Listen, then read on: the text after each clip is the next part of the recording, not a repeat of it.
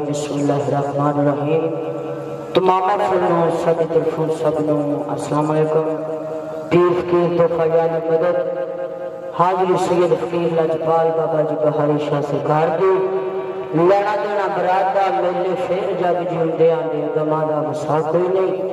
मौला पंचन पाक सब दी आया दी हाजिरी कबूल करे।